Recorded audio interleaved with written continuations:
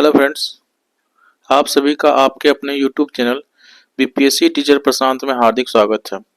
आज का हमारा वीडियो 5 जनवरी को जो एग्ज़ाम हुआ था आचार्य चयन परीक्षा का शिशु मंदिर स्तर के लिए साइंस विषय का, उसका प्रश्न पत्र आप लोगों के बीच हल करने वाला हूं। इसमें जो महत्वपूर्ण प्रश्न होंगे मैं उसको आपको लाइव सॉल्व करूँगा, इसलिए वीडियो को बिना स्किप किए अंत तक ज़रूर देखिएगा। चलिए वीडियो स्टार्ट करते हैं। सबसे पहले आपको 10 अंकों के लिए एक अंक वाला 10 प्रश्न देखने को मिलेगा। पहला क्वेश्चन है, who is the first carbonic compound symbolised in laboratory. सबसे पहले कौन सा कार्बनिक यौगिक लैब में तैयार किया गया था, तो वो है आपका यूरिया। यूरिया जो है 1928 में 1828 में पहली बार फ्रेडरिक वोहलर के द्वारा बनाया गया था। दूसरा है, which gas destroyed ozone layer, तो इसका उत्तर हो जाएगा CFC, क्लोरोफ्लोरोकार्बन।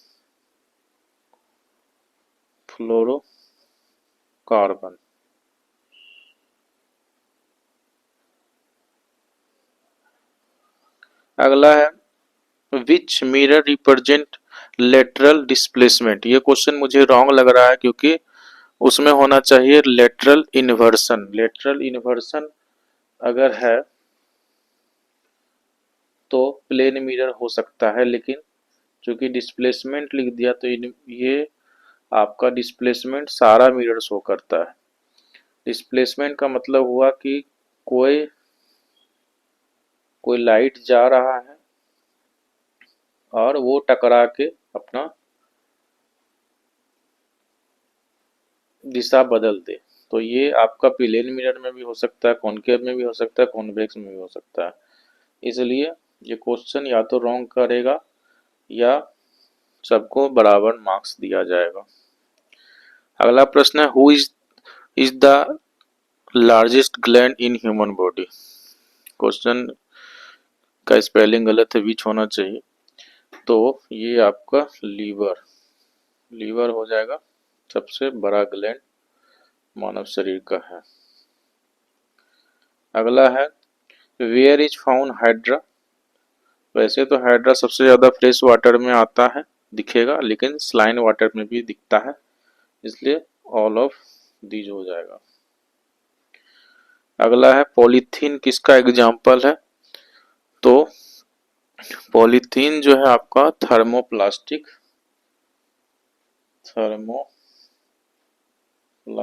का एग्जाम्पल।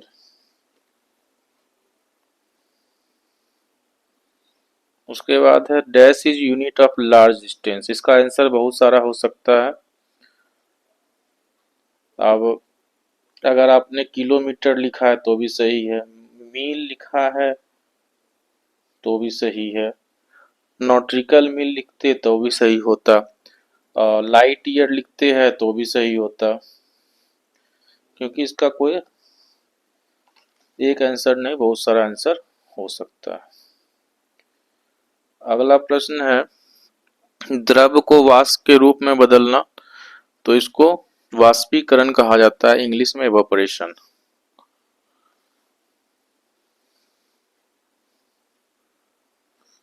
वाष्पीकरण। अगला है, dash gas is use in gas building, तो गैस बिल्डिंग में आपका यूज होगा एसिटिलीन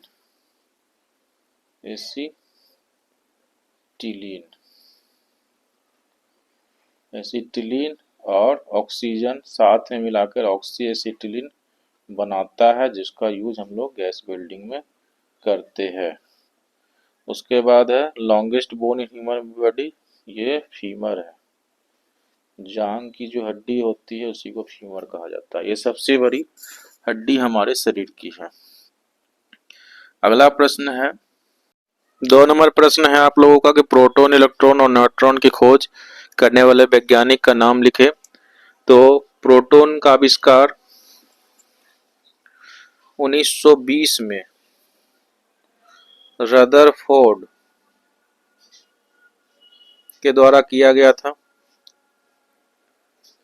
इलेक्ट्रॉन का आविष्कार 1897 में जे थॉमसन के द्वारा किया गया था।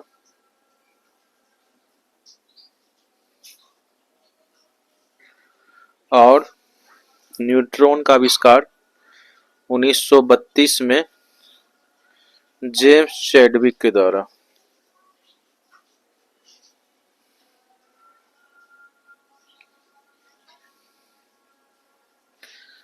तीसरा प्रश्न है रेशम कीट का जीवन चक्र एक पंक्ति में लिखिए।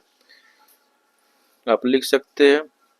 उसके बाद है दो उदाहरणों के साथ उदरपातन को परिभाषित कीजिए। तो आप सबको पता है कि सब्लिमेशन क्या होता है।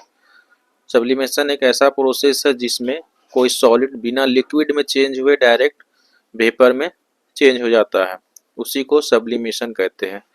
इसके उदाहरण अगर देखा जाए तो क्या हो सकता है, तो कपूर है जिसको कैम्फर बोलते हैं, और दूसरा आपका नेप्थलीन बॉल है।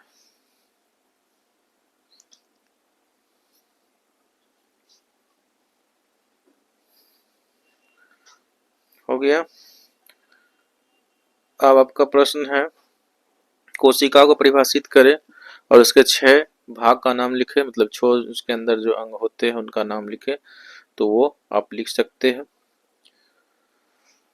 शरीर की सबसे छोटी क्रियात्मक इकाई को कोशिका कहते हैं। इसके कई भाग हैं, जैसे माइटोकॉन्ड्रिया हुआ, गोल्गी बॉडी है, केंद्रक है, लाइसोसोम, राइबोसोम, ये सब आपने लिख ही दिया होगा। छठा प्रश्न हाइड्रोजन के 3 समस्थानिक। तो क्या हो जाएगा, पहला होता है प्रोटियम,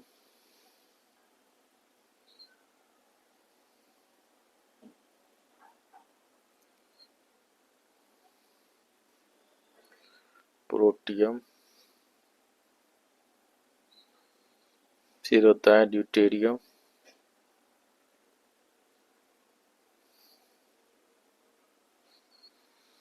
और तीसरा ट्राइटियम।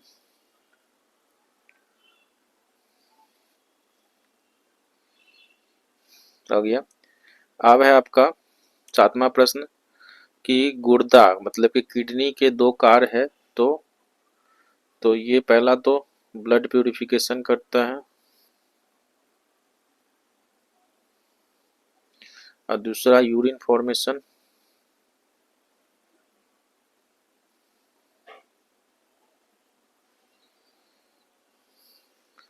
अगला है ऊंट बिना पानी के मरुस्थल में लंबे समय तक रहने के लिए क्यों अनुकूल है। 3 कारण लिखे। तो ये तो आप लिख ही दिए होंगे कि उनके उसके जो होता है, जो पीठ पर एक कुबर होता है जिसमें कि पानी स्टोर करके रखता है। दूसरा ये भी है कि उसका बहुत कम जो है पेशाब करता है, और तीसरा है कि उसका आई लीड जो होता है लंबा लंबा होता है ताकि बालू नहीं जा सके। चौथा ये भी होता है कि पैर उसका लंबा होता है जिसके कारण से गर्माहट उसके शरीर में नहीं जा पाता है। ये सब तो आप लिख ही दिए होंगे। अगला है right the method of separation oil from water. तो इसके लिए हम लोग सेपरेटिंग फ्लड का यूज किया था। कीप एक होता है जिसमें हम लोग जैसे ही पानी निकल जाता है उससे हम लोग नल उसका बंद कर देते हैं। और क्रीम फ्रॉम मिल्क जो होता है इसका सेंट्रीफ्यूगेशन, मथना जिसको बोलते हैं, अब केंद्रीकरण।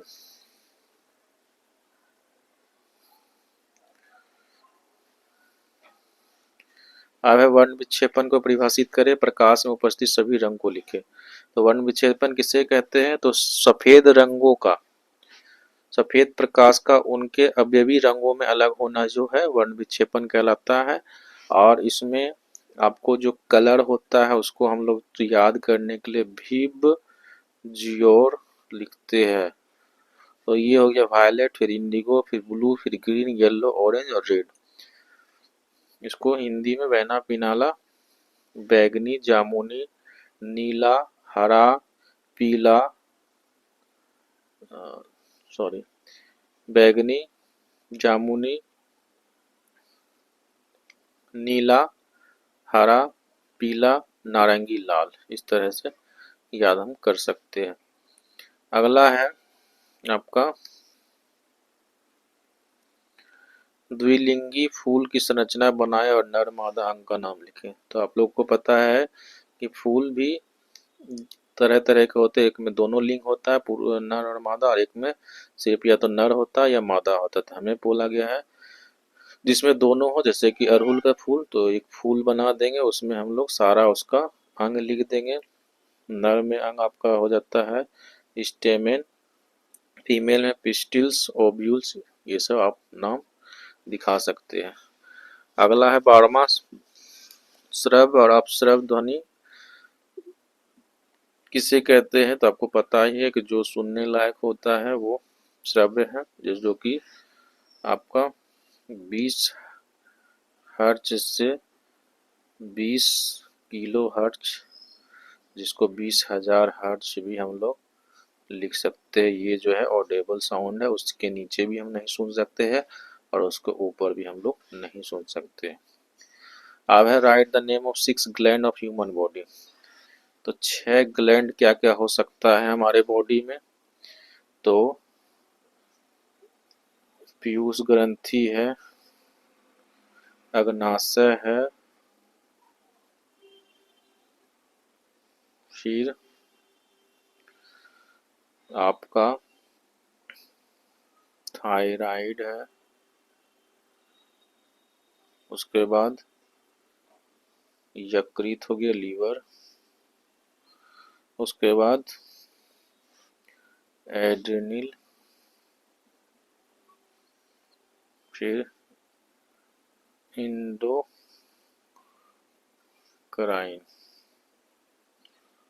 इसके अलावा भी बहुत सारा ग्लैंड है, लेकिन हमें कह रहा है कि आप 6 का नाम लिखें।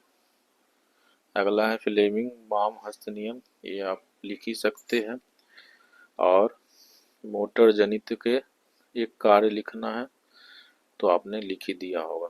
अगला है 15 number define power of accommodation, समंजन क्षमता। तो इसको क्या कहा जाता है। तो जो फोकल लेंथ होता है, फोकल लेंथ ऑफ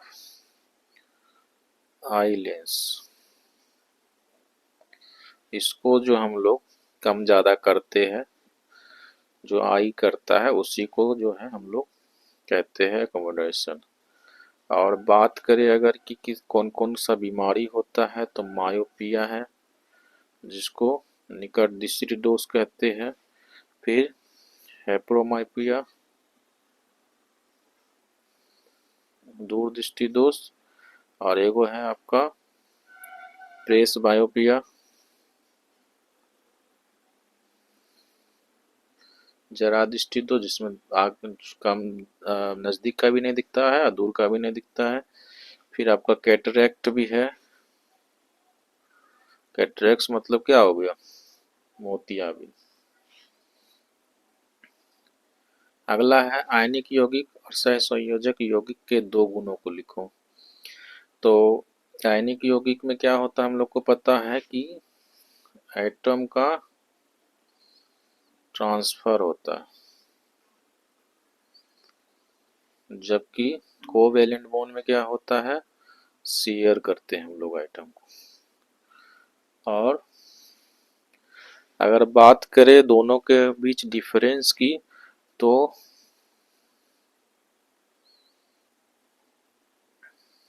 आयनिक में जो है आपका हाई मेल्टिंग और बॉइलिंग पॉइंट होता है, जबकि कोवैलेंट बॉन्ड में इसका उल्टा हो जाएगा, लो बेल्टिंग एंड बॉइलिंग पॉइंट। और सेकेंड डिफरेंस में हम बोलते हैं कि आयनिक बॉन्ड जो होता है गुड कंडक्टर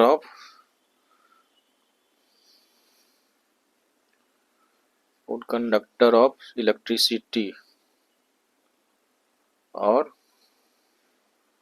हीट का भी होता है।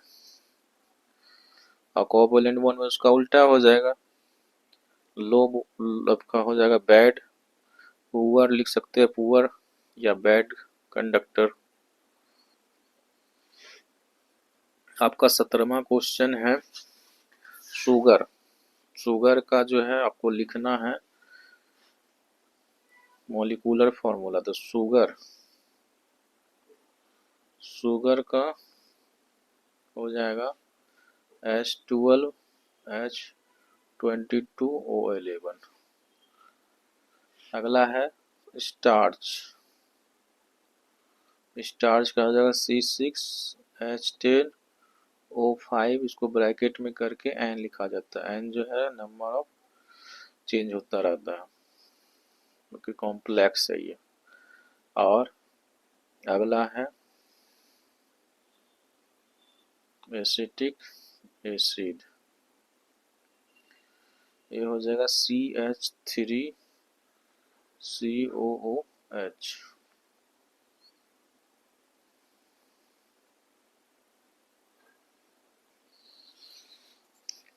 फॉर्मिक एसिड का क्या हो जाएगा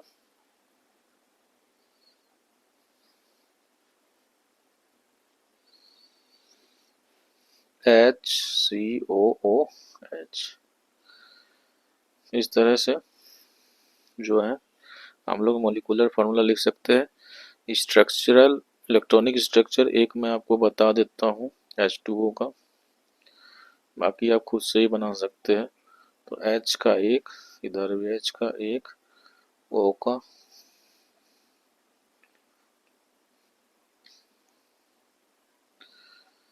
ये इसके साथ बना लिया, ये इसके साथ बना लिया और ये सारा मिलके बना लिया। इस तरह आप CO2 NH3 और सल्फर का बना सकते हैं। इस तरह से मैंने आपको PRT साइंस के लगभग सारे प्रश्न हल करवा दिए। अगर वीडियो पसंद हुआ होगा तो लाइक करके दोस्तों में शेयर कर देंगे। और अगर हमारे चैनल पर नए हैं तो चैनल को सब्सक्राइब करके बेल आइकन को दबा देंगे ताकि हमारे आने वाले नेक्स्ट वीडियो का नोटिफिकेशन आपको मिल सके। वीडियो को अंत तक देखने के लिए धन्यवाद। जय हिंद, जय भारत।